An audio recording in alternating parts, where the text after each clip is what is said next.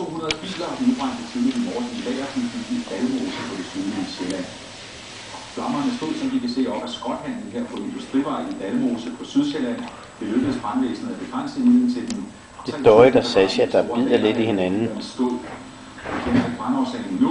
Selvom ingen mennesker har været i fare i forbindelse med branden, så var der store flammer, der mødte brandvæsenet.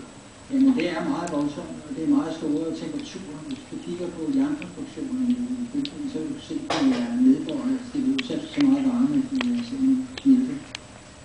I Aarhus er fremtiden særdeles usikker for 40 beboere, der bor i kvarteret Møllevangen. Deres boliger her på Møllevangens Allé og Fuglesangs Allé er nemlig i så dårlig stand, at det kan blive nødvendigt helt at rive husene ned alle sammen. Rækkehusene er truet af fugt og svamp, men hvis husene skal renoveres, så stiger huslejen til højre, længst væk. Det kan blive et stort problem for mange af beboerne, som er enlige ældre. Så de fleste beboere er pensionister, og de har ikke råd til kraftige huslejestigninger. Og nogen har boet her i menneskealder, og det er svært at skulle løse op med det. Og så er der på vores på. Ja.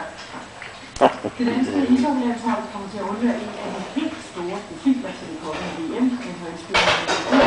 Prøv at se Dorrit, hun har de flotteste symmetriske aftegninger i hovedet. Mølledanskernes deltagelse ved VM i ishockey. En kendskærning kræver den danske landstræner. Det er fjernsynet, at man kan høre baggrunden. Ja. Skaden er ikke ny. Faktisk har han ikke været for skaden i en længere periode. Derfor kræver vi landstræner Per Beckmann, at Felix Karius vil have Bøtter opereret lige nu. Så nu er det den anden, der skal genøfles.